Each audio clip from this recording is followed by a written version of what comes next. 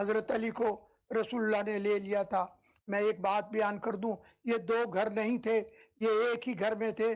पहले रसूलुल्लाह सल्लल्लाहु अलैहि वसल्लम ने हज़रत अबू तालिब के यहाँ परवरिश पाई, फिर इसके बाद हज़रत अली पैदा हुए। तो ये कभी हज़रत अबू तालिब के यहाँ रहते थे हज़रत अली, कभी रसूलुल्लाह सल्लल्लाहु अलैहि वसल्लम के घर में चले जाते थे।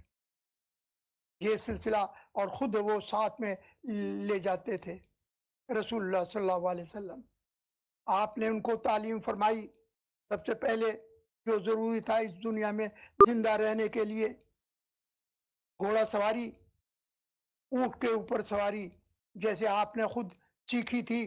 सरकारे सरदार अब्दुल मुत्तलिब ने सारी तालीम दी थी। इसी तरह आपने एक बात में बीच में आ गई तो मैं ये बतला दूं कि कुछ ऐसी चीज़ें हैं जो आदमी को इस दुनिया में सीखनी नहीं पड़ती। जैसे आदमी जब पैदा होता है वो सांस लेना खुद ही जानता है।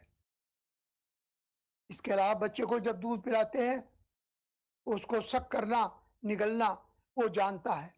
ये उसकी फितरत के मुताबिक है, इसमें किसी को सिखाने की ज़रूरत नहीं। पानी अगर पिलाया जाए तो खुद ही वो निगल लेगा। क्यों? कि ये उसकी फितरत है। तो अम्बिया सरकार दो आलम सल्लल्लाहु अलैहि वसल्लम, ये आपके इल्म आपकी फितरत में था, और ये इल्म हज़रत इब्राहीम, हज़रत इस्माईल से चला आ रहा था। 1,24,000 पैगम्बर की इर्तका थी जो आप ने हासिल की थी, और ये सिलसिला आ रहा था इल्म का। अब उनको सीखने की ज़रूरत नहीं थी।